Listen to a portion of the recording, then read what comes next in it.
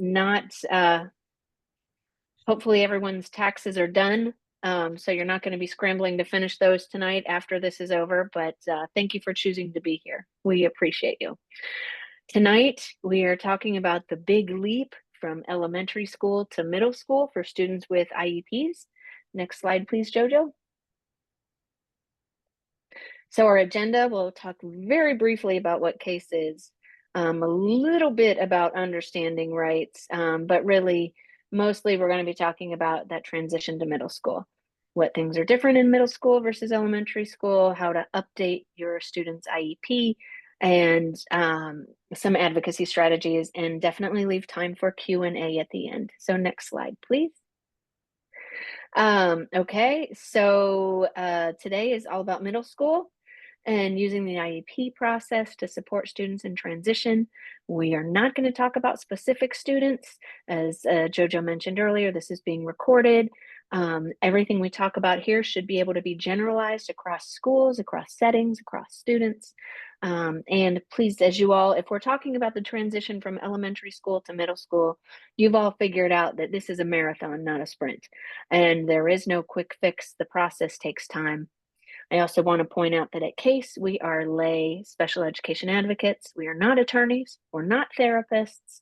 We're not credentialed special education teachers. So we try very hard to stay in our lane, but we can help refer you to folks, as well as our partners at Support for Families can refer you to those other folks as well if need be. Next slide, please. Okay, we covered this. I have a duplicate slide in here. All right, now please use the chat. You've got me solo tonight. So I'm going to try and get through this. I will monitor the chat as much as I can, but I will also come back to the chat for Q&A. And just want to, as with everything in the IEP process, let's assume best intentions. While I have some hopefully helpful knowledge to share with you tonight, I hope to learn from you as much as you learn from me. We all have something to share, and we all are the experts in our children, and bring that perspective with us. So I look forward to what the night has to bring.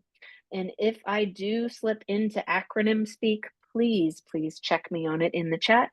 I feel like as a special education advocate, half of my life is speaking in that foreign language of acronyms. So don't let me get away with it. Next slide, please.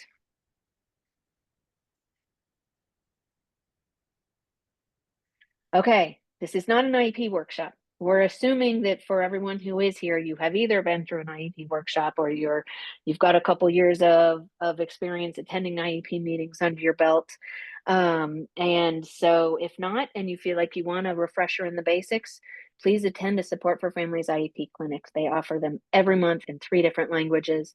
And also the Special Education Rights and Responsibilities Manual is a great reference for folks. There's a lot of questions answered there. It's written Q&A style. So please check that out. So much great information there. The appendix has sample letters and all kinds of other documents too. And many of the trainings that we've done over the past year and a half, 2 years are on the Support for Families YouTube channel. So check those out as well. Next slide, please. Now, you will find in working with CASE that we never, ever, ever use the term special needs unless, well, that's not true. Special Needs Trust, that's written into the name. But we at CASE use the term disability because, in fact, that is what is written into the law, the Americans with Disabilities Act, the Individuals with Disabilities Education Act, and many other ways. Here in California, we also have exceptional needs instead of special needs written into much of our ed code. But for us, it really comes down to the principle of the fact that nothing about our students' needs in the classroom or in their education are special. We're not asking for anything special when we're asking for some accommodations, supports, maybe maybe a different educational learning environment. What we're asking for is our students to have equal access as they are afforded under the law. When we ask for supports and services through our students' IEPs, we're just asking for the school district to do its job and follow the law. There's nothing special about that. So we don't want to frame it as special. Our kids deserve to be in these spaces as much as anyone else. And in fact, in San Francisco Unified, 75% of students who have IEPs spend the majority of their day in the general education classroom. Um, so let's make sure that those classrooms are as supportive as possible. So nothing special about that.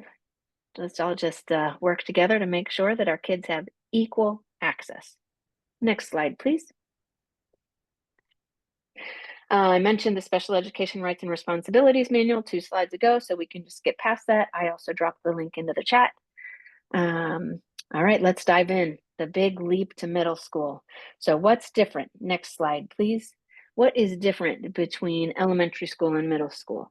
Well, very often middle schools are just a much bigger environment. A lot of our middle schools can be 2, 3, 4 times the size, not just physical space wise, but double, 2, 3 times the number of bodies, students in those schools as well. But in elementary school, generally your student has one teacher for the whole day. They stay in that classroom for the majority of the day. If they go to specials like art and PE, recess, they're very often going with their entire class. That same class of anywhere between 20 and 30 students spend the majority of their day together. Lunch is usually with their class. Everyone is expected to sit together and then go to recess together, or maybe recess first and then sit together for lunch. I mentioned PE with classmates. So elementary school, it's pretty much contained. Middle school, not so much. Middle school, it's generally one teacher per subject. A lot of middle schools, you might have the same math and science teacher if they're doing um, some of the core class combinations. English language arts, social studies could be one or separate teachers. Classroom changes for each bell. And the student might have to go from classroom to classroom to classroom, 4 minutes between periods very often to get from location to location. And sometimes that means traversing. Thank you. That's the word. Traversing multiple floors of a building. And instead of having multiple specials throughout the week, there's usually one elective. In some cases, there's an elective wheel, which might mean one quarter a student gets art, the next quarter they get music, the next quarter they get something else. STEAM. STEAM is science, technology, engineering, arts, and math. That's what the STEAM stands for. And PE, it very often involves changing into a PE uniform, those dreaded locker rooms that many of us remember from middle school and high school. And all students in the same grade very often share the same lunch period. And that's also a free for all for students to do what they want. So huge changes and a much different setup. So keep that in mind as we move forward with our presentation. Next slide, please. So many things to consider. As I mentioned before, middle schools are big. So in elementary school, very often that one teacher might have one homework packet that's due the same time every week. Maybe it's due Friday afternoon, maybe it's due Monday morning.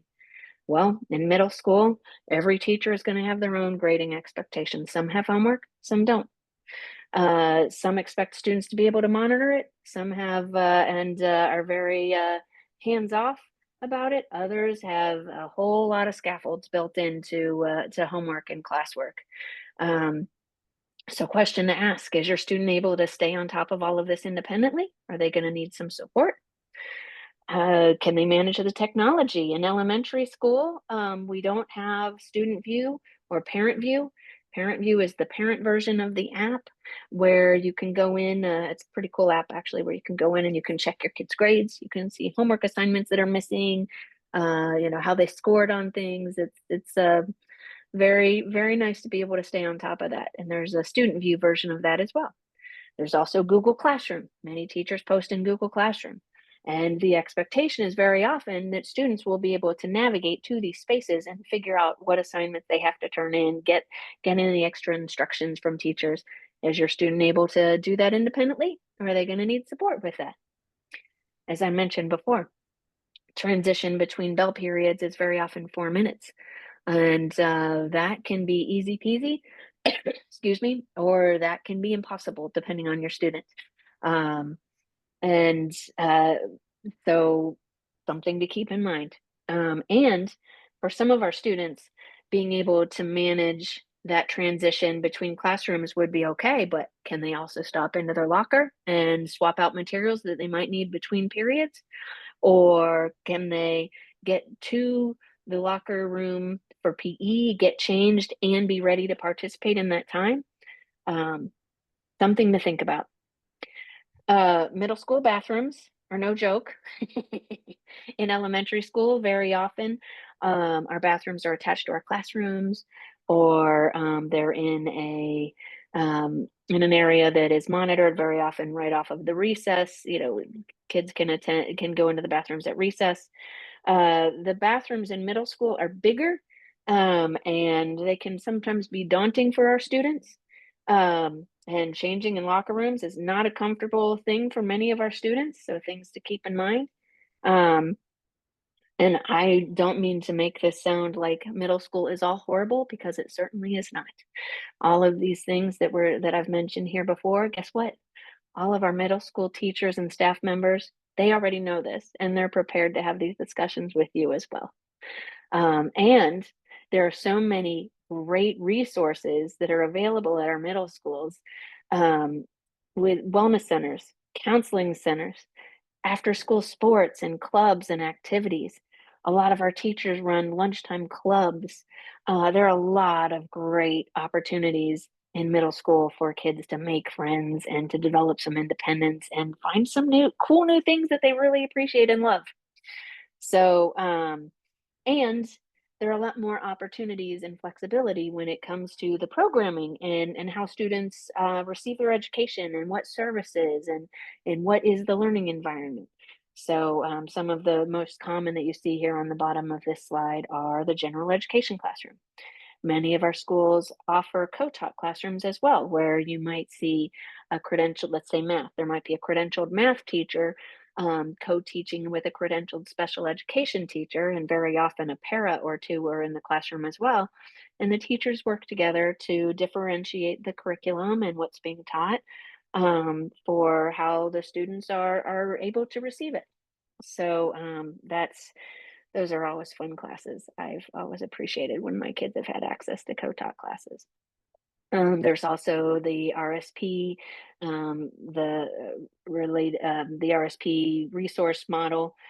Very often, our middle schools, one of the electives can be a study skills class where students get a lot of extra help in managing their homework, learning how to organize and navigate this whole new world of all the multiple teachers and subjects and homework assignments and expectations. So there is help for that as well. Hopefully you've been through an IEP clinic and you're familiar with the concept of least restrictive environment. So in that continuum, which one of these will work best for your student? Well, that's a very individualized choice. Next slide, please. Okay, so a couple other changes to think about.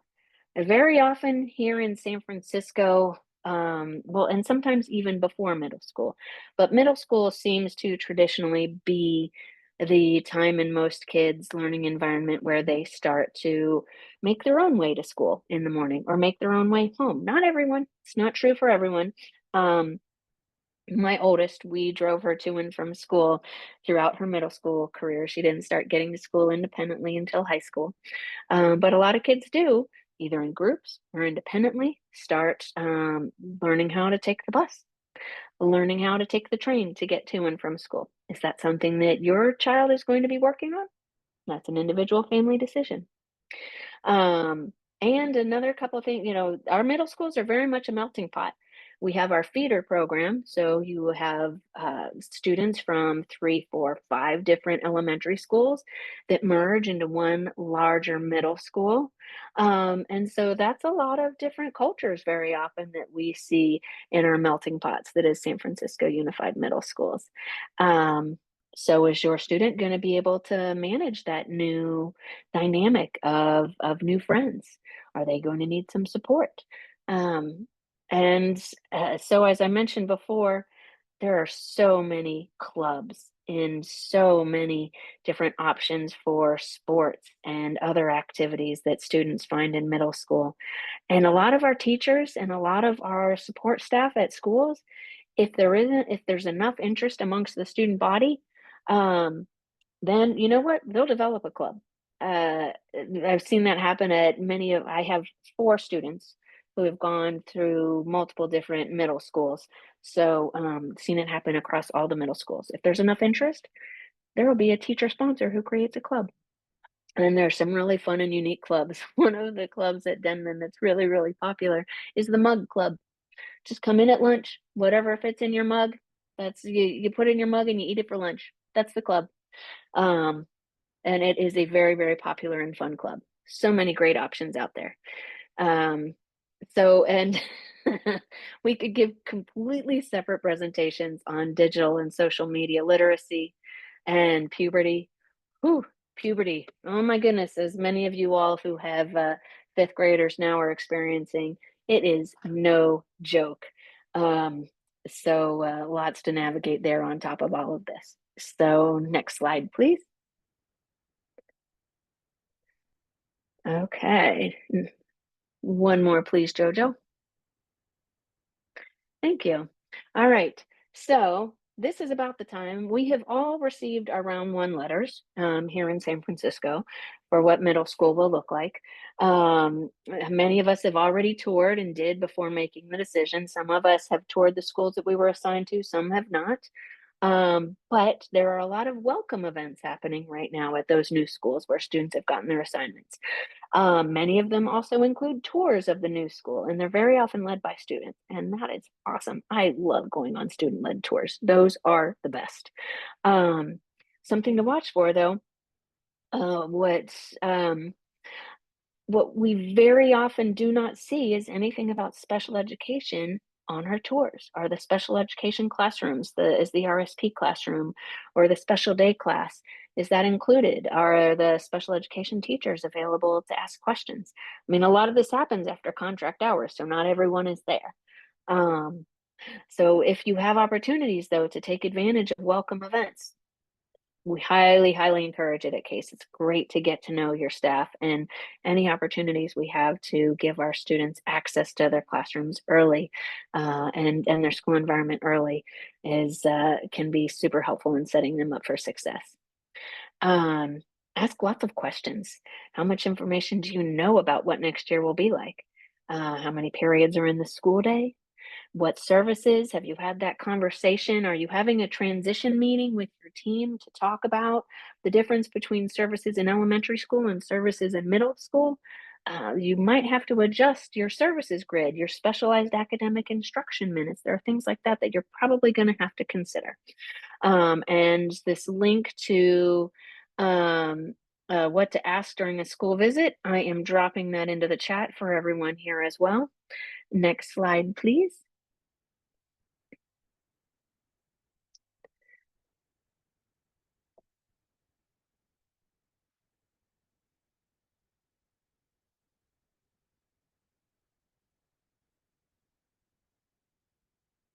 I think we're still on the same slide, Jojo, unless my screen is a little bit slower. I might. Okay, so one more, please. Now let's talk about updating our students' IEP for middle school. Now, if you have attended very many trainings with CASE, we use this flow chart all the time. If you've been in an IEP meeting with anyone from the special education department, a content specialist, or a supervisor, you might have heard them say needs drive goals and then goals drive services. So, so this is how we break down the IEP process, because very often, as we just said, you've all gotten your acceptance letters to middle schools right now, so you know the placement where your student will be. That's the tail end of the IEP process. The IEP process starts by identifying a student's needs through assessments, grades, test scores, behavior reports, observations, all these things. All of this goes into determining what holistically is right for each and every student.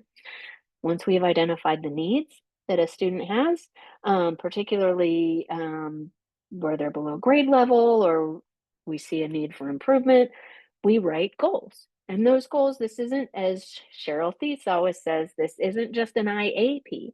This isn't just an individualized academic program or individualized academic plan.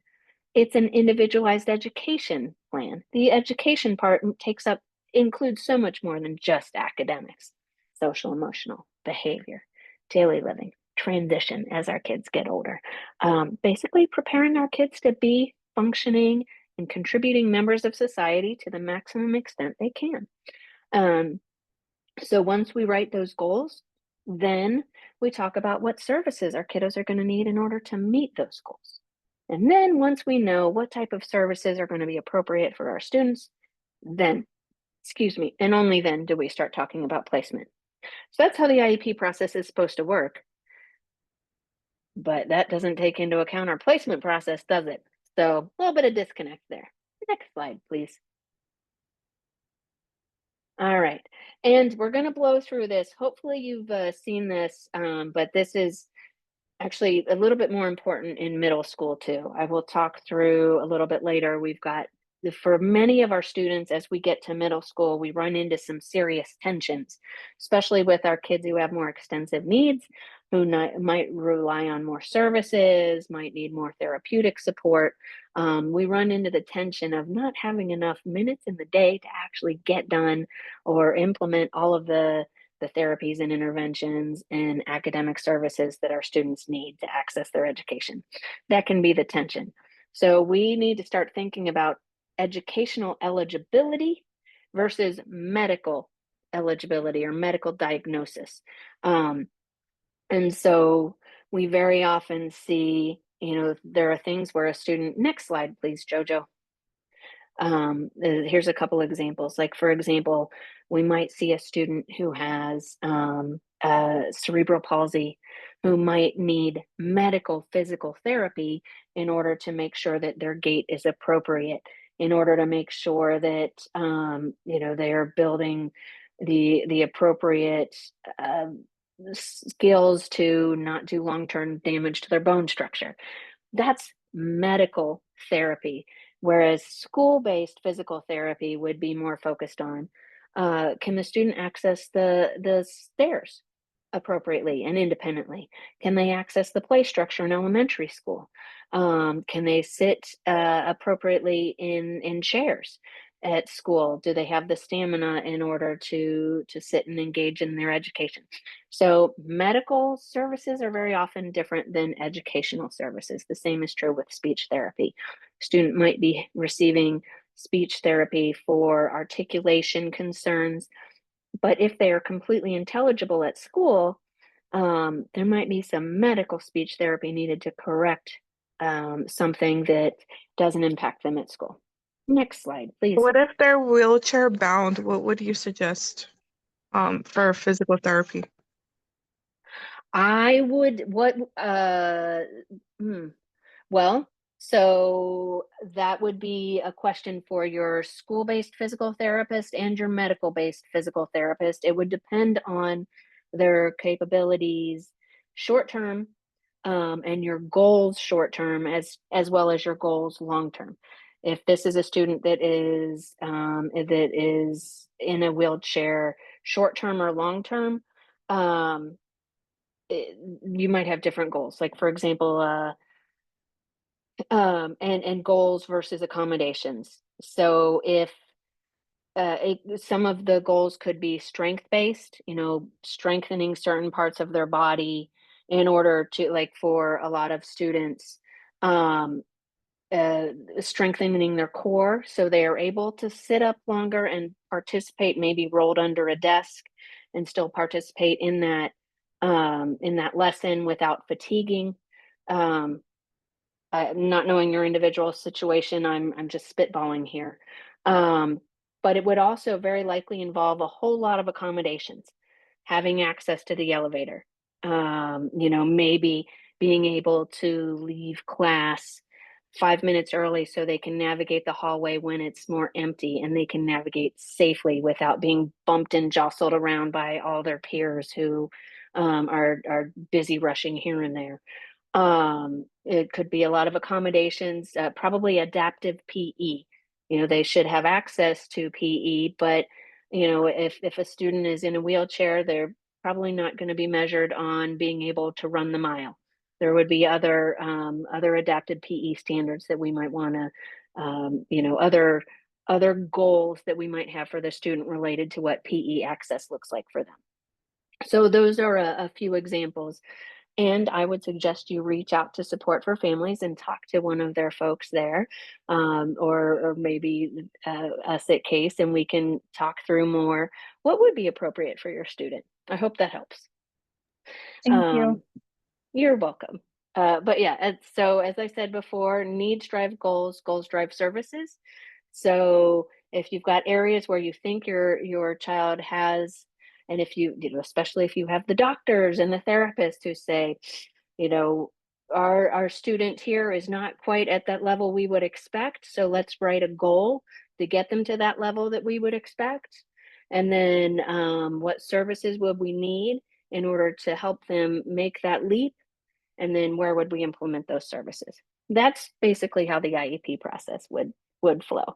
Um, and again, as we said before, this is an IEP, not an IAP. It's not just academics. We also want to observe how they're doing in the classroom. We want to take a look at those grades, those, standardized test scores, all of it. It's all part of figuring out who our kiddos are and what makes them tick. So next slide, please. This is more of the same. And so one of the questions that we at CASE ask families all the time is, okay, once you know what your student's disability is, how is that impacting them in the classroom? Are they able to access their education? Are they able to receive educational benefit? I use air quotes when I say that. Or do they maybe need some additional support and services in order to fully access their education and receive that educational benefit? So if you frame it that way, it can start help you walk through the IEP process. Next slide, please. Oh, back one more, please. So when we think about it from an areas of need standpoint, when we get to middle school, holy guacamole, folks, executive function, executive function, executive function, executive function. Executive function is your brain's filing cabinet. The executive functioning skills that we all use on a daily basis as adults are, how do we prioritize the things that we're going to do, not just right now, short term, how do we initiate, how do we start a task now, but how do we pick what we're going to do right now versus what we're going to do next and then afterwards. How do we manage our time on those tasks? How do we keep it all organized? And when we get frustrated and overwhelmed, how do we regulate those emotions and still continue to do the work, even if we might be frustrated and overwhelmed? Can we be flexible and move from one task to another, or are we rigid in how we must accomplish things throughout the day? Can we keep ourselves in check? Can we monitor our progress? Can we set goals for ourselves? And then, do we really have the stamina and perseverance to get through this? Or do we get overwhelmed and just shut down, or in some cases, just give up and go play a game on our phone, jump into Candy Crush or something else for a break for a minute? Guilty here. So these are some of the things that, especially when we think about them from the standpoint of navigating the different expectations that all of our teachers are going to have for our students, when we think about the different homework assignments, and how much time each teacher gives a student, how long the homework assignment is, what the different expectations are, figuring this is all executive function, so much of it. And these are skills that our students really, we're going to test their executive functioning skills when they get to middle school, for sure. Self-advocacy, when our kids get overwhelmed, when they're in a group project, when they're waiting for the bathroom and they can't get into a stall because too many kids are in there doing TikTok videos. Can they say, excuse me, I need to use the bathroom, or teacher, I'm stuck here. I need help, or mom, this homework is a little too hard. Can you help me break it down? or uh, teacher, I don't even know what to do. How do I navigate student view, Google Classroom? Like asking for help and communicating the need.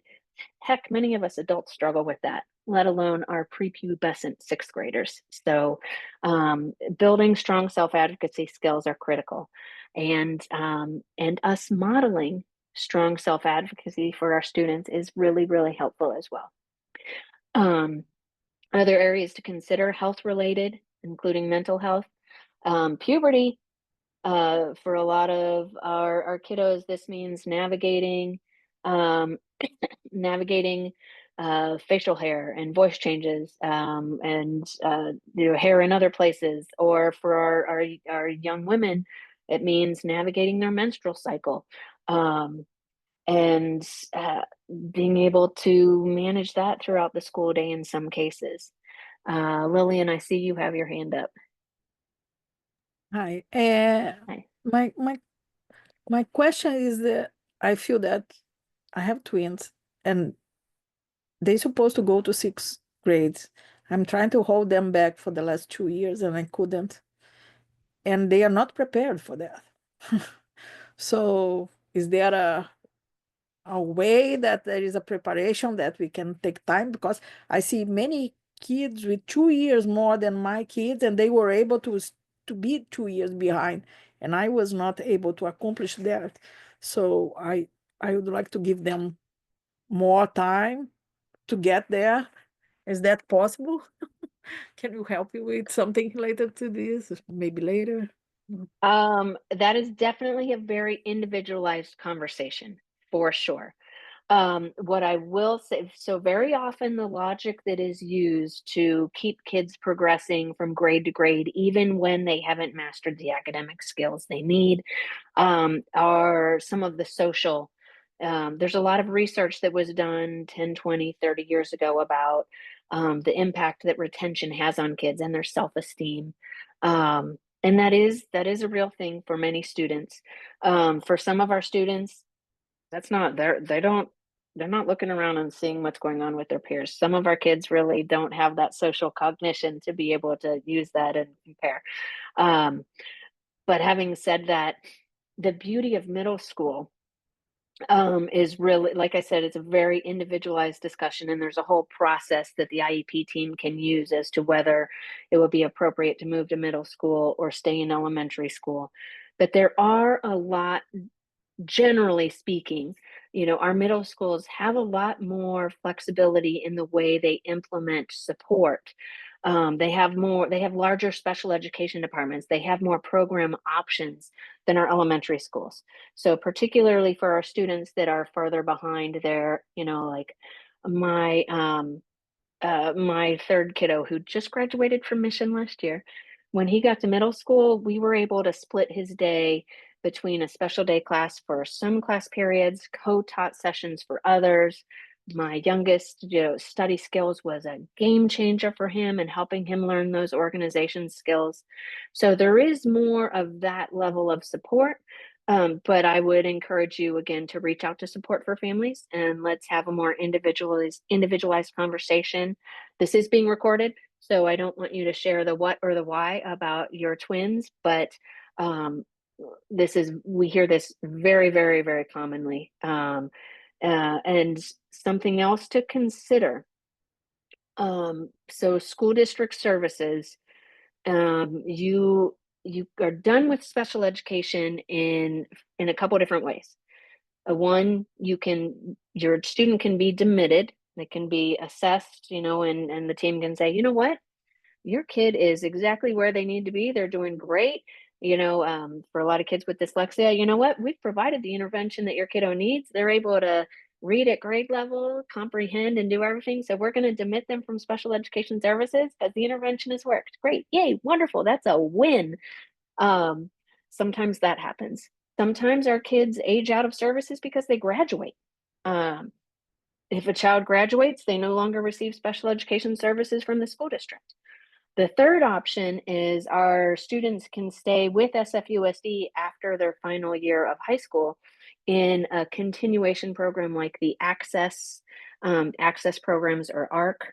And that is where the focus switches from educational access and doing those academic courses like, you know, math and science and language, and instead it switches to functional life skills. It, you know, access to the community, you know, working in jobs with the support of the job coaches and all the folks who are in those access programs. Lots of great art. One of my favorite necklaces that I'm usually wearing, but I'm not today, was designed by one of our access students, and you know, they make it on a special cutter and sell it all over town, and they get to keep the money. So those programs, students age out of those at age 22. So if you delay, like if you retain your student now, that might mean another year less of that access program as they get older. So there are trade-offs. But again, not knowing specifically where your student is, I hope that's a general enough start to what should be a deeper conversation with support for families. Yeah, but thank you very much. Yeah. You're welcome. Okay, so yeah, some of the other areas, I was just in an IEP meeting today, technology use, where we were talking about a middle schooler who, um, you know, as much as our middle schoolers should be using Google Classroom and checking their grades on Student View, just like the computer is way too distracting for her. Can't do it. The only way we can get her to really participate in her education is, you know, staying on paper. So we're considering some goals around, you know, being able to access technology without distracting herself. You know, what does that look like?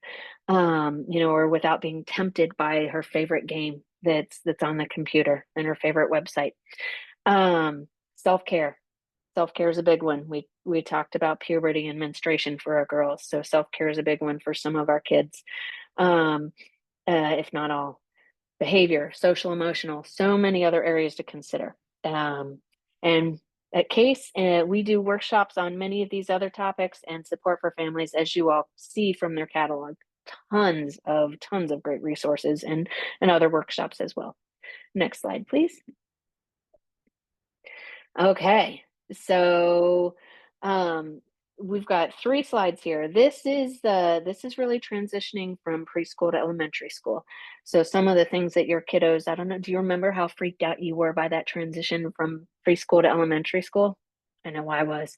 And guess what? Your kid very likely figured out how to navigate school, or you got the right accommodations in place to give them the support to navigate the school. You know, a lot of the things that they worked on in kindergarten and first grade, getting the backpack, jacket, lunchbox, water bottle into the cubby.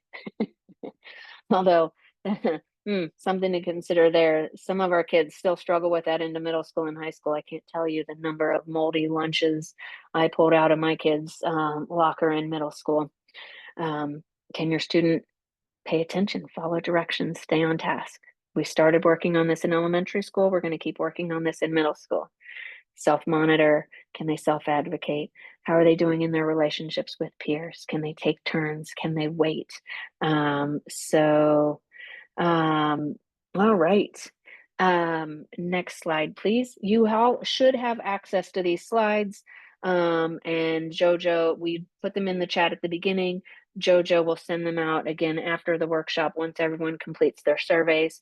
But here, really, what we're here to talk about are some of these middle school potential areas of need.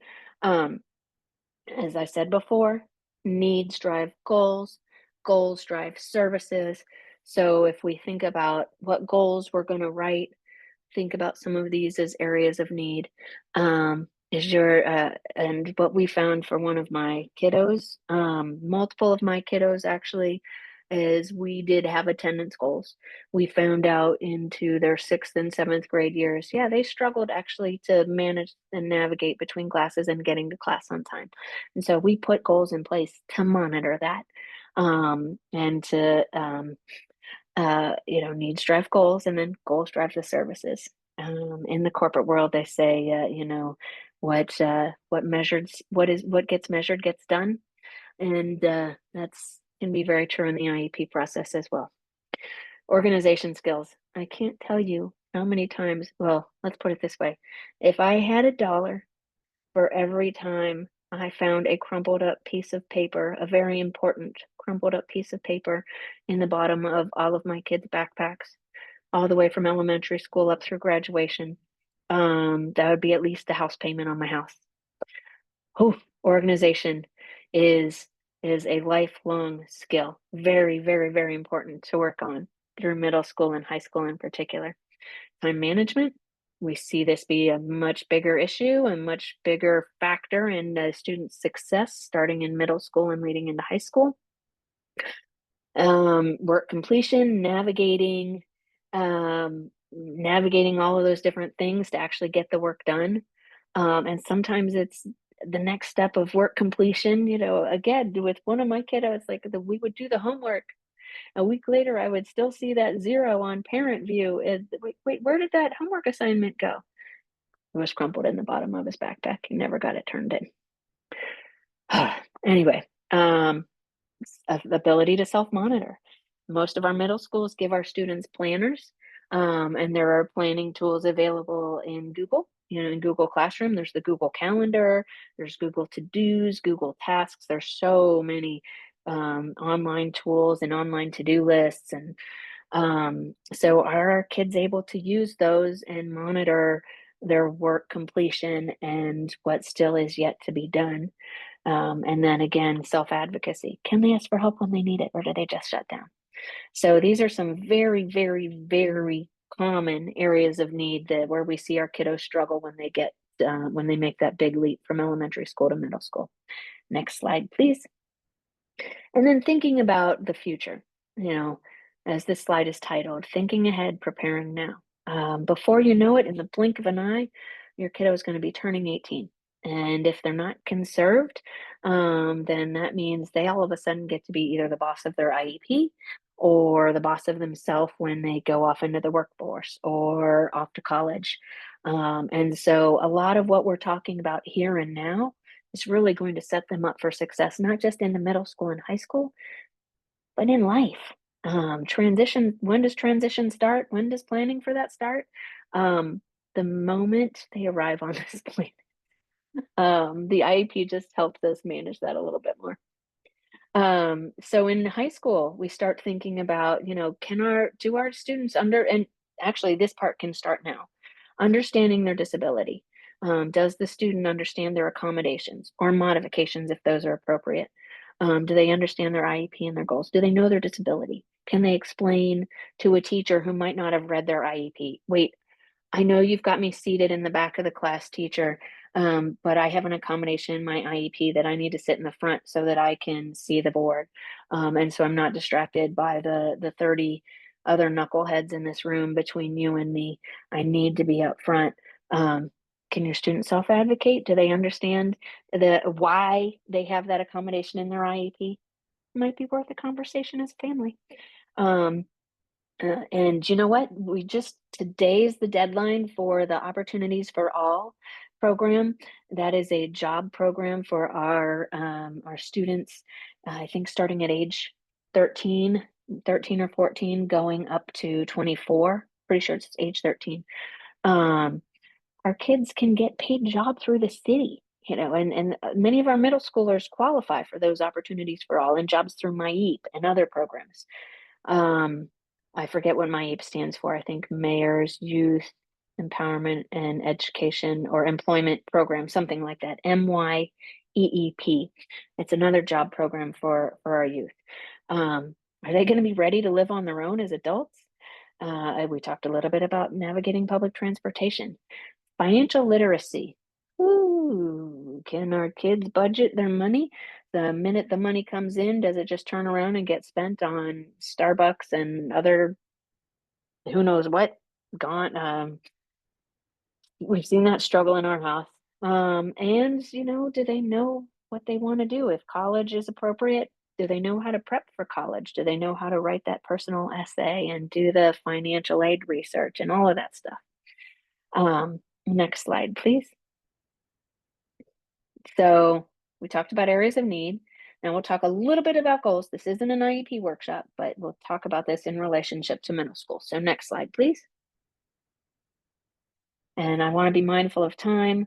I want to leave some time for questions at the end. So I'll try and finish up here in the next 15, 20 minutes so we have time at the end for questions. Okay, so why do we write goals? I can't say it any more simply than the fact that IEP goals are the accountability mechanism of the IEP. This is how we determine whether or not our students are actually being successful. Are they meeting their goals? And we consider that success. Great. The goals, as we said, they should take those areas of need, and we should use the goal to plan for what is going to be appropriate this time next year. Okay, we've got a student going into 6th grade, but they're only reading at a 3rd grade level. Well, we're going to need, in order for them to fully access their education, they're going to have to be reading on grade level. If they're going to be in a Gen Ed English Language Arts class or a Gen Ed Social Studies class, for example, that's going to be important. So let's have a goal about getting them to grade level when it comes to reading. Let's also put some accommodations and supports in place, but let's have that goal. And there's many, many other goals like that. Around, we talked about some of them earlier. That was just one example. But how they do on this goal, is going to determine their success in this particular area. Oh, okay. Thank you, Jojo. Okay. So these are some of the questions we ask here in goals. Did the student reach their goal? Did the IEP provide meaningful educational benefit? Did we have the goals in place in all the areas of need? And did we see that kid make progress that whatever was expected for them? Next slide, please. All right. So generally, just take this IEP goal formula here. This is a great, borrowed this from Speech and Language Kids from the SLP solution. And here, give me a second. Here it is. I'm going to drop this link into the chat for you as well. Oop, uh-oh. Sorry about that. I hit the wrong button on my screen.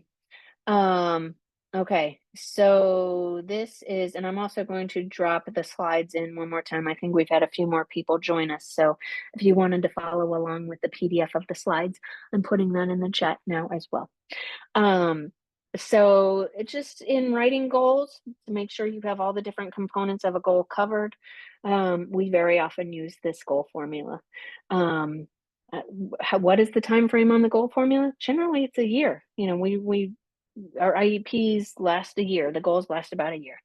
What is the specific skill? Goals should be SMART, specific, measurable, appropriate, individualized for the student, relevant to their unique circumstances, and time bound. Time bound would be the 1 year. So what is it that we want the student to be able to demonstrate that they can do this time next year? Where? In the Gen Ed classroom, in the speech setting, at recess. Do we want to take a skill and generalize it out to recess or across? We can totally do that. How are we measuring it? Is it going to be by teacher observation? Hopefully we've got some data. Not that our teachers aren't reliable, but having some solid data and not just someone's visual interpretation would be really, really helpful for accountability and transparency. What accuracy level is important? Isabel, my Spanish is not good, but if you're asking for this to be sent via email, Jojo is going to send these out to everyone who's registered after everyone completes the survey. And then, so the last part of the goal formula is with what supports and services. Okay, so next slide, because we'll get into that a little bit more.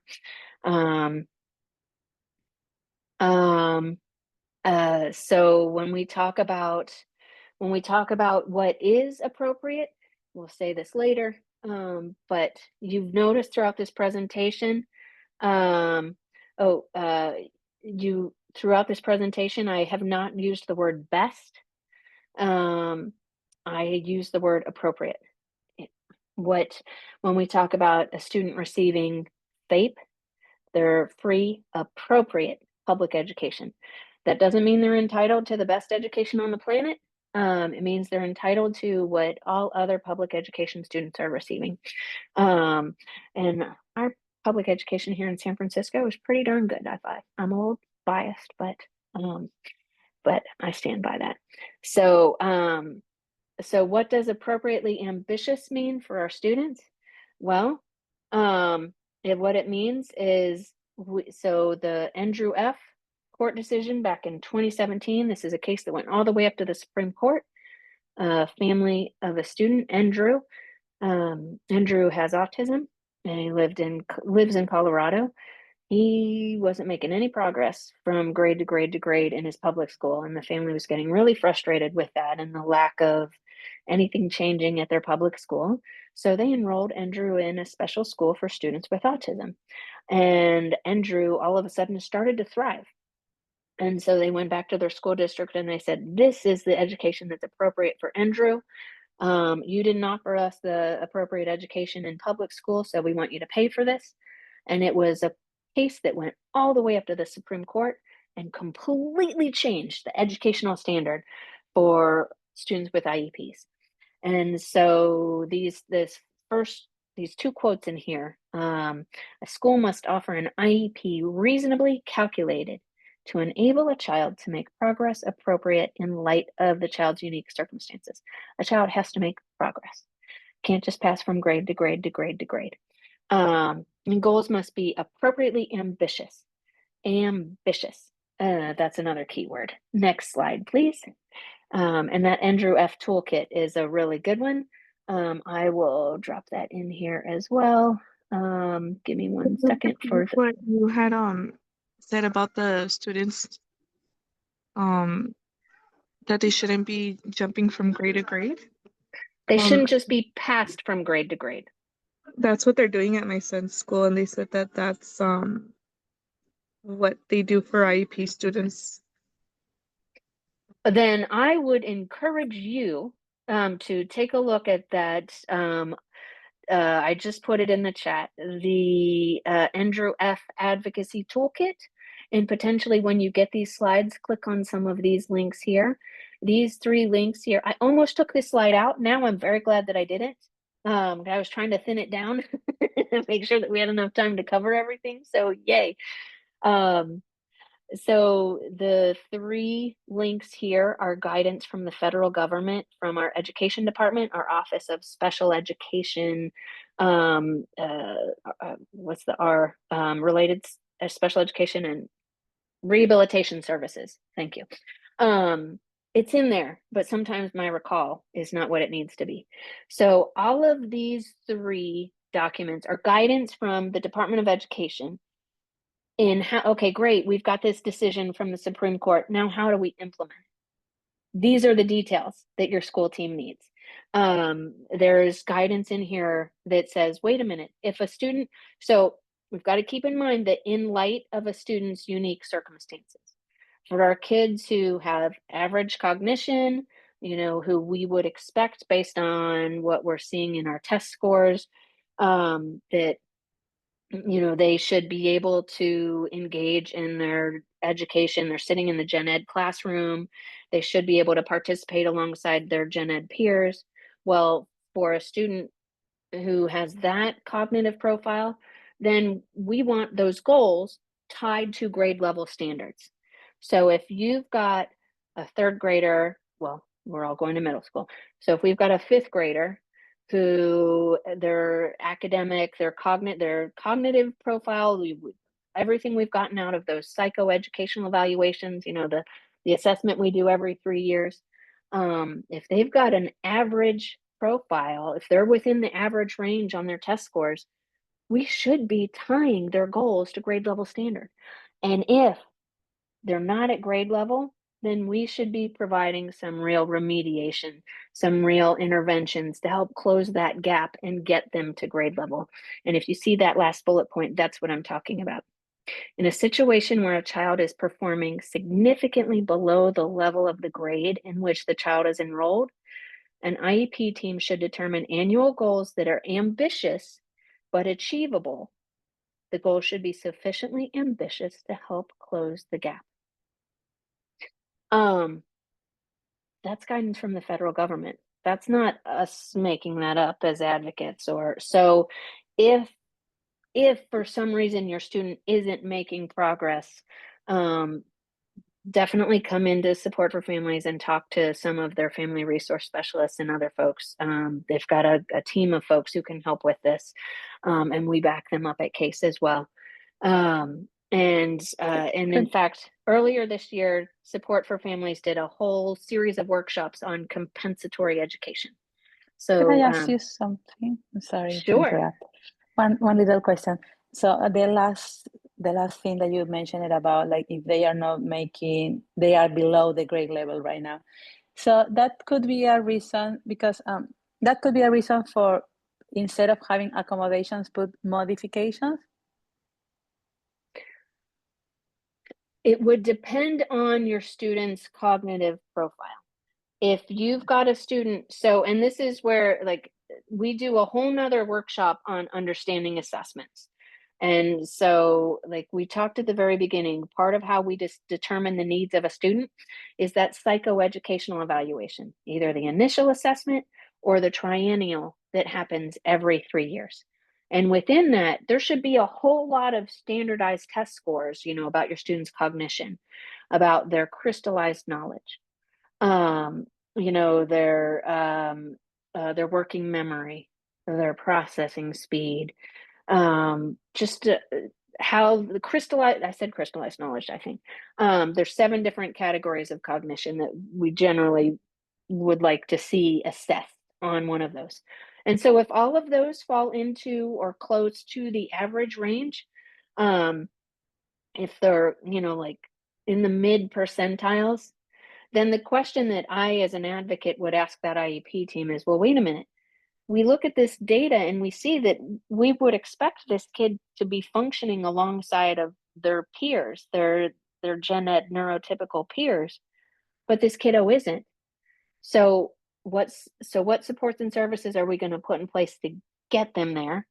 For our students where their cognition is in the low range, for kids who have intellectual disabilities, cognitive disabilities, for example, then talking about modifications, and we'll get into modifications in a minute here, but then modifications might be appropriate. But you have to be careful with modifications. Modifications take a student off of graduation track. And in some cases that's appropriate and that's okay, because it means, like for some kids, like not every kid is going to get to AP Calculus as their final math class, right?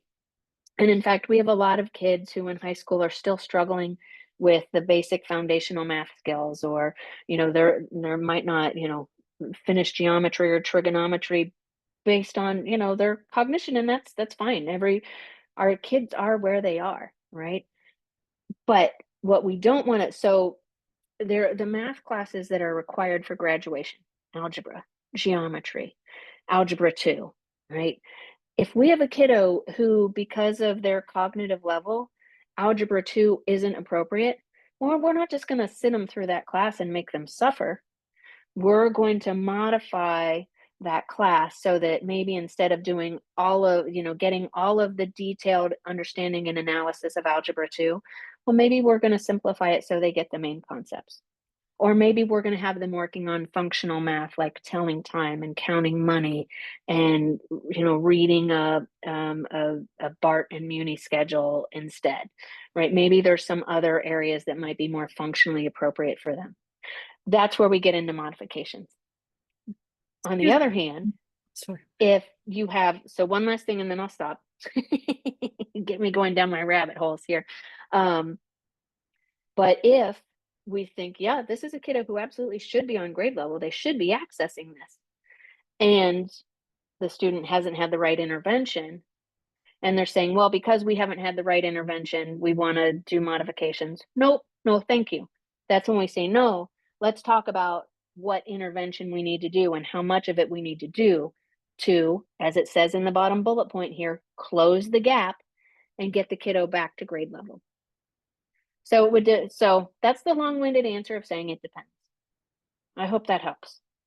I only want to say something. I was told from an IP meeting some weeks ago for the SELPA representative that the law changed. So now modification does not impact in the graduation of the kid. There is an alternative diploma. That is very true. No, So they said not alternative anymore. That I couldn't figure out what changed yet, but they said that changed the law. So Support for legislation. Families has done a couple of different workshops on what the different diploma options are. I would definitely ask for clarification, and you'll see if we have time to get into advocacy strategies here, that one of the things that we recommend at CASE is always get everything in writing. Show me the SFUSD. So for example, with the SELPA representative, that is great news. That is such great information. Thank you so much for sharing that with me. Can you show me the San Francisco Unified Policy about graduation requirements and where the alternative diploma is and how that fits in with my kid? That might be one of the questions I might ask there. And so that hopefully they can give you the policy and the word that we use in special education is cogent, a cogent explanation. That means a more relative, more reasonable, more helpful explanation. So give us a cogent explanation of the graduation policy, the graduation requirements, and what this means for my kiddo. So that would maybe how I would start. But again, in the graduation, the rollout of the alternative diploma has not been, it wasn't very straightforward. The state gave some information and then took it back and then gave different and then took it back. So there's been a little bit of a back and forth with, well, where are we now? I think we finally have settled on it, but it's always good to ask and double check. Okay, let's move to the next slide. So we have 15 minutes here, and I appreciate the questions, and I'm glad you're asking them when they're appropriate. But I do want to make a few more points before we're done. So, but specifically around goals. Very often we have short-term objectives built into goals because worst case scenario would be we write a goal here today, and we're going to measure it next year. And we don't want to get into an IEP meeting next year only to find out, oop, kiddo made no progress. This didn't work. Oops, sorry, we've lost a year. So if we have short-term objectives or benchmarks built into the goal, sometimes that can help. Like, hey, let's do a temperature check at every report card period. Every time a student gets a general report card period, a general report card, they should be getting progress reports on their goals. So that's just a good built-in benchmark for you to get some data. And you should be receiving progress reports every report card period. You should be receiving progress reports on your goals if you're not asked for them. And that's a good way to check if there's any progress being made. And if not, call an IEP meeting and talk about it now. Don't wait. So do you understand the goal, or is it full of jargon and technical speak from the therapists and the special education teachers? You should know, and you should be able to measure it alongside everyone else on your team. You're not a guest at the IEP meeting. You're a member of the team. And next year, you're going to have a whole nother group of teachers. You're going to have a whole nother, maybe new occupational therapists, speech language pathologists. Might be, are they going to look at this goal and be able to read it and say, oh, I know what to measure? Or do we need to clarify some things? So next slide, please. Okay, now we'll talk a little bit about services. Next slide, please. I'm going to try and go very, very fast here. So the I in IEP is individualized. It's all about the student. So accommodations can look like whatever we need. We'll go through this kind of quickly. Next slide, please, because when you get to the presentation, we have a whole list of potential accommodations in the appendix, and I'm also going to here. Just I'm putting in the chat a list of accommodations from Pacer. They are a great organization. But the accommodations versus modifications. An accommodation is changing how a standard is taught. You know, like for example, for a kid with dysgraphia, you know, handwriting challenges, we don't want the fact that they struggle to write to get in the way of them to be able to demonstrate to everyone that they know this concept. Like a handwritten 5-paragraph essay, probably not ideal for a kid with this calculi or dysgraphia. You're like, that's playing to their hardest thing. But they might be able to give like a 5-minute presentation about that same topic and maybe even give more details. So an accommodation for a student where everyone else has to write a 5-paragraph essay, maybe this student has to give a 5-minute, a 10-minute presentation. Maybe they have to put together a PowerPoint presentation to go with it. Like lots of different ways for them to demonstrate that they understand the concepts and they've learned what they need to learn.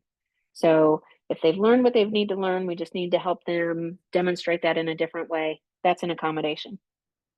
Now, when we get into the point of changing how much we expect a student to learn, that's when we get into modifications. So maybe, you know, if we're in high school or in middle school, if in English language arts, we're reading a book and then expecting the students to provide main themes and character analysis and giving details from the book and providing all kinds of, you know, cite evidence and all the things they have to do as part of the English language arts standards. But like I said, maybe they're doing it in an oral presentation instead of a written essay. That's an accommodation. If a student isn't able to fully synthesize the text and instead they're, you know, reading a different text, reading a shorter text and pulling out a few key themes or answering questions in a more simplified manner, that's a modification. So just a couple examples there for you. Next slide, please. Okay. Demonstrating Common Core mastery. We talk about that. There's the Common Core standards that's what teachers are expected to teach our kids in every grade level. It is standard for the whole state of California. Everyone has to, all teachers, all the concepts that are in our curriculum are based on those Common Core standards that have been set by the State Department of Education. So, so that's a good temperature check. Wait a minute. Is my kid still being held to the same standard? Are they being judged the same way on their report card? If so, then we're probably just talking about accommodation, sorry, not modification. If we're putting them on an alternative curriculum, you know, leaving out parts of the curriculum, then we're getting into modification. So next slide, please. All right. So as far as accommodations go, just really naming what it is that your student needs here that's the whole point of this this whole slide is being specific. There's very often a laundry list of typical accommodations we see. Make sure they're personalized for your student and be careful in particular with the extra time on assignments. You should still make that a little bit time bound because unfortunately sometimes what we see is when we give our kids unlimited extra time on assignments, we get to the end of the grading period and nothing has been turned in yet, and the kids end up with very low grades. And once you get to the end of the grading period, that's it. The teacher can't continue to input grades past the end of that grading period, so watch out for that. And yeah, specificity is key. But one thing I do want to mention here is, especially when we talk about self-advocacy and executive function, we talk about metacognition. Very often by middle school, a lot of our kids are sitting in on their IEP meetings, or at least part of their IEP meetings. And so making sure that your student understands their disability and understanding their IEP, middle school can be a really good opportunity to start that process if you haven't already. And accommodations are they're like the gateway drug. They're a good intro because if your student understands what accommodations they're supposed to have, and can then report back to you or the teacher or their case manager whether or not those are actually being implemented. That could be a good start at them understanding their IEP and making sure that it's being fully implemented. Next slide, please. I got ahead of myself. Teachable moment. Yes, does your student understand their IEP? Progress reports and conferences are great opportunities to benchmark and check in. Don't use jargon. Make sure that you understand and your student understands what's supposed to be included. And same thing as we said with goals, is next year's team, are they going to understand what this means and are they going to be able to implement it? That's key. Next slide, please. Okay, a ton of accommodations. I just put them into the chat. The PACER accommodation lists start there, and there's a bunch more in the appendix. And if you have a kid with a unique or uncommon disability, or maybe even a common disability, sometimes even the common disabilities are, go to the website specific to that disability, like the Tourette Syndrome of America. They have an amazing section of their website for students who have IEPs in school. A lot of great accommodations, a lot of great things to think about.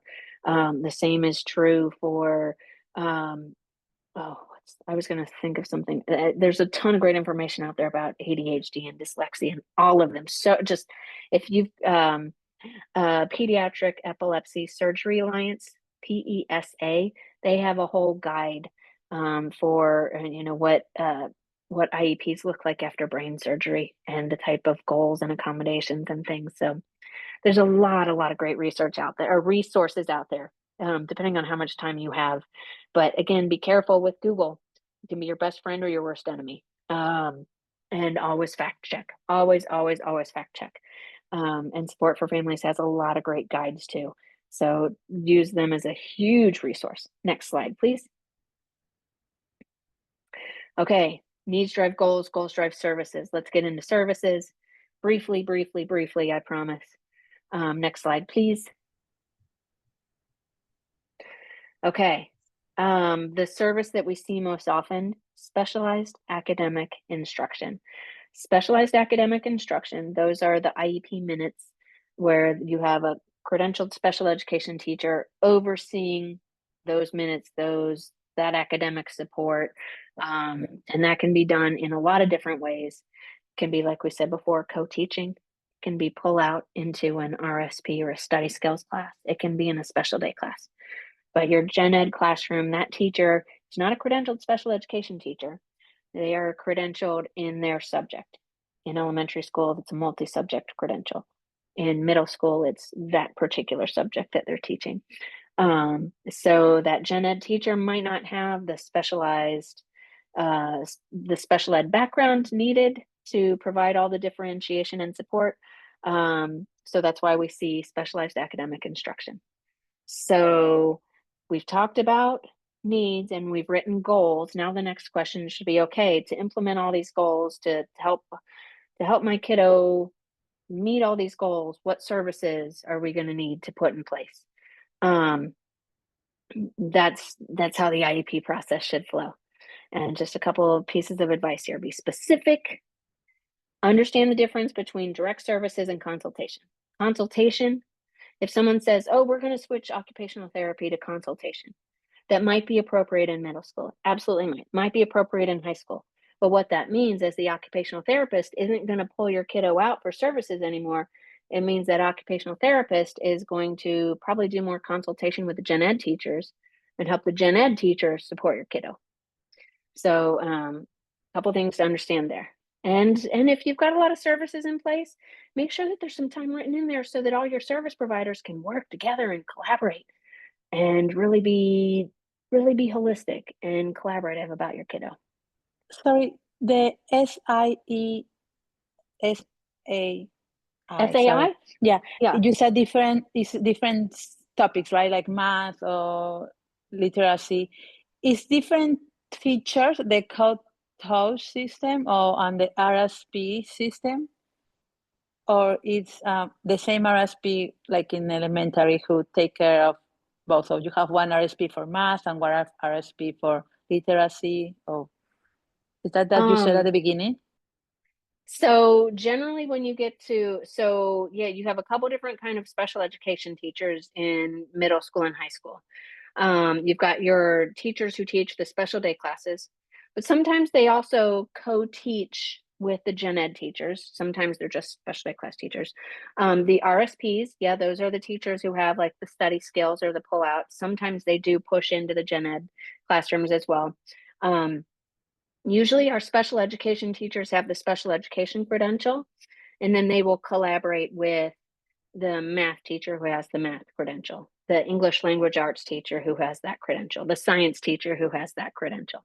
So they're all going to be working together to hopefully individualize whatever it is that your kiddo needs. That should be the expectation. So you may have like 3 specialized teachers that collaborate through the general teachers in the class, or one. So I'll give you an example of my kiddo who graduated when he was at a middle school. Gosh, this would have been almost 10 years ago, somewhere between 5 and 10 years ago. They did block scheduling. So for math, he had one special ed teacher who co-taught with the math teacher. And then for English language arts, he had a different special education teacher who co-taught with the English language arts teacher. So for the 2 different class periods, he had the 2 different teachers that were, a different math and special education teacher for one class, and then a separate special education teacher and English language arts teacher in the other class. Now, the teacher who was the special education teacher who was co-teaching with his math teacher, that was his case manager for his 6th grade year. So he saw 2 different special education teachers in 6th grade. Now, by the time he got to 8th grade, his case manager was a different person. He was in a special day class for math and a co-taught class for a different subject. So he had a different special day class teacher. He had a different teacher who was co-teaching in was it English language arts? I think it was. And his case manager, he actually didn't have any classes with his case manager. So he had 3 special education teachers who were supporting him in different ways throughout the day. Does that help? Yes. But his case manager was you're welcome. The case manager was the person who was responsible for all of the paperwork, the compliance part of it, the making sure the goals were met, making sure that all the services were in place, that kind of stuff. And everyone participates in an IEP meeting. So now the IEP meeting is with more people, kind of. We had long and I always brought drinks. This was back before the pandemic, so I always brought snacks and drinks and everything to try and help make it a little easier on folks. Okay, next slide, please. We are getting close to 7:30, so we're going to have to, these are the list of related services. There's some in here that you've never seen, and that's okay. You can ask about them. Next slide. Okay. So we talked a little bit about the different continuum of services. So let's skip through this because I'm trying to get to the end here quickly. And then, next slide, please, Jojo. Okay. This is just one example. This will be in the notes. So let's keep going. Okay. Some best tips, practices. We'll go through this very quickly. I'll drop this is more for elementary school than middle school, but you can modify this as you need to. But the whole point of this, one of the things that we really, really recommend at CASE is you do some proactive collaboration with your team. So before you get into your new school, go in, talk to your case manager, talk to your students' teachers, talk about strengths, preferences, likes, dislikes, what's worked, what doesn't work. Just be collaborative, be that partner. Next slide, please. Okay, understanding the process. Some of this, you guys know, if you're heading to middle school, you know a lot of this. But really, students who have IEPs, students receiving special education services, first and foremost, are general education students. We're all part of the same school. We are all part of the same system. Your students deserve to be in these classrooms as much as anyone else. And sometimes, you know, the gen ed policies are the ones that are just as important as the special education policies. Work with your folks. I think, you know, like a lot of times it might make sense to refer to general education services like the wellness center or the counseling center. Not everything is going to be managed through the IEP process. Next slide. Read through that more when you get the slides. Cannot highlight this one enough. If assume best intentions here. Oh, Cheryl, I didn't realize you were here. Hi, good to see you. Assume best intentions. We are working in an under-resourced system. I hope you all know that. Anyone who is still left in special education, it is a hard place to work in our school district right now. And so most of the people who are still in special education are in it for personal reasons. There's some personal connection that keeps them doing the work. These are very often our friends and our allies. And when things are not working as they should, I would encourage you not to blame that particular person or that case manager. I would encourage you to consider that very often it's because that person is trying to do the job of 2 or 3 or even 4 people. They might be learning the system too. Very often, many of our special education teachers are new. Our paras are new. Our paras don't always have the training that they are asking for or that they want in order to do their job appropriately. So these folks can be your allies and really help you throughout the process. So be collaborative. As my mom and my grandmother would say, you catch more flies with honey than vinegar. So just be a collaborative member of the team. And especially like a lot of the things that are happening have built up year over year. And so it's not the fault of this year's team, but let's work with them to fix as much of it as we can. So next slide, please. Yeah, there you go. Be hard on issues, soft on people. I love that, Cheryl. Thank you. Next slide. Okay. Oh, sorry. Jojo, you beat me to it. Document everything. If you didn't put it in writing, it didn't happen. Over communicate. Ask for things in ahead of time. At CASE, we always recommend that you record your IEP meetings. You have to give at least 24 hours notice. You can use, there's apps like Otter AI that will also give you a transcript. So you can go, so many great things there. And most importantly, if you get into an IEP meeting, we didn't talk about the prior written notice here. That's discussed in many other support for families workshops.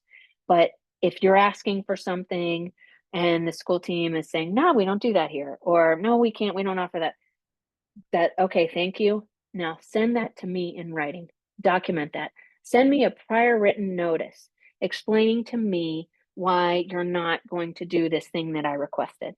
Get everything in writing. Next slide, please.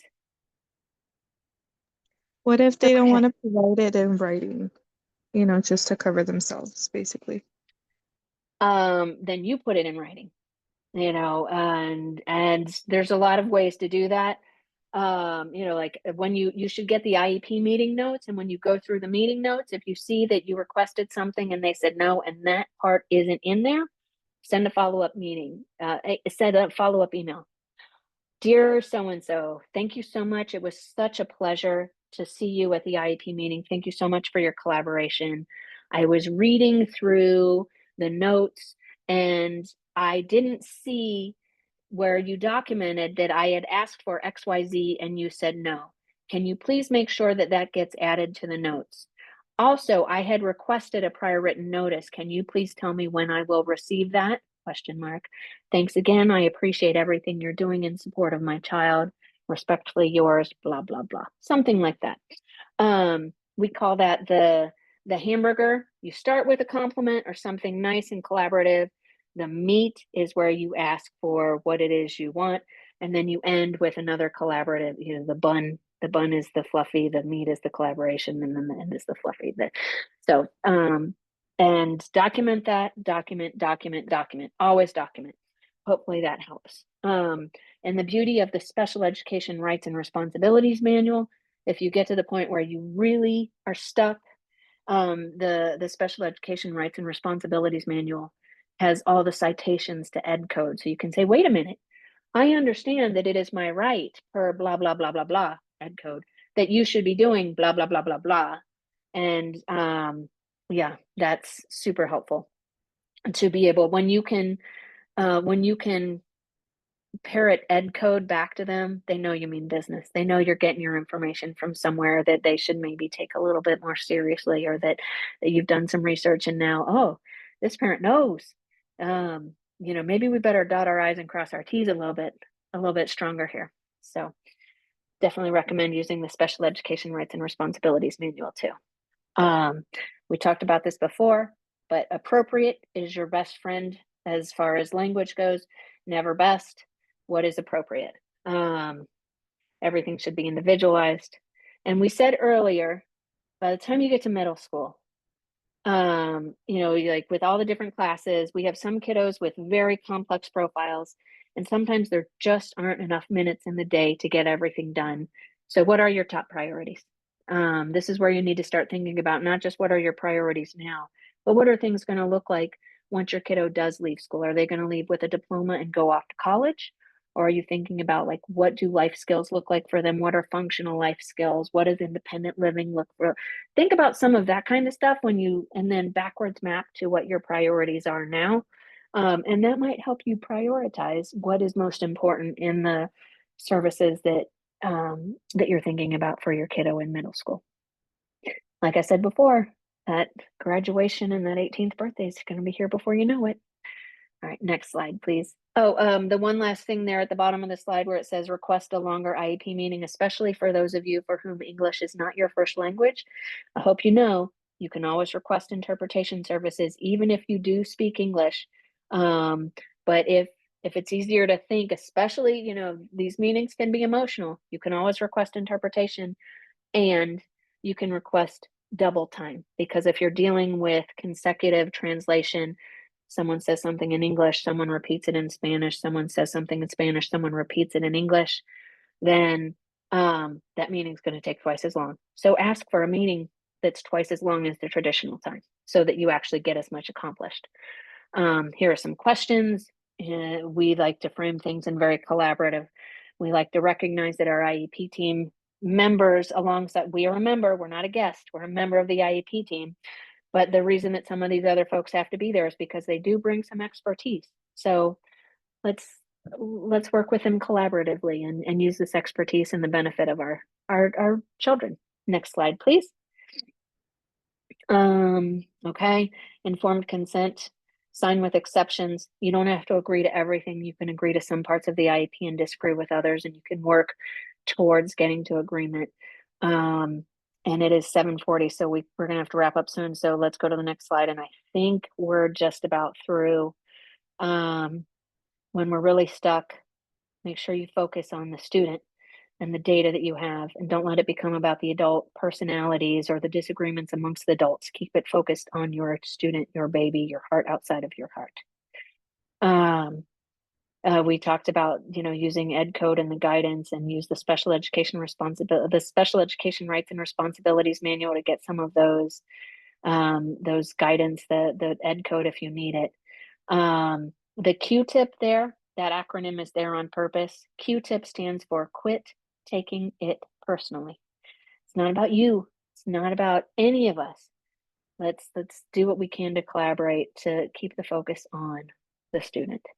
And if none of this is helping, there's the Alternative Dispute Resolution Program. You can request facilitated IEP meetings. There's a lot of outside support for families, of course, amazing resources. At Case, we try and help families and sit in IEP meetings as much as possible. Our consultation calendar is booked through the year, though. Like this has been a very busy year, so we're struggling to be able to add more minutes to our days at this point. But as you know, it's a marathon, not a sprint. One IEP meeting doesn't make or break a student's IEP. Next slide, please. Reframing the conversation. Here's just to take a look at this when we're, after you get the slides, and hopefully some of this helps you. And then I think that's it. Next slide, please, Jojo. One more shameless plug, and then yes, we're done. We made it through the material. I love that. IEP, Cheryl just put in the chat, IEP, I expect progress. We did questions live throughout. And I know we're over time, but if Jojo, I think that's probably a good place to end the recording. Yes, I'm doing it. Okay.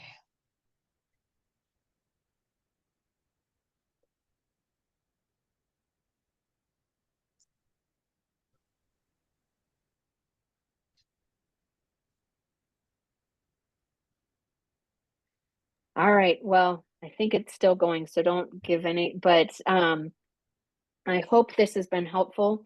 If there are any other questions for the chat, I would say put them in the chat, and we will try our best to respond to them after the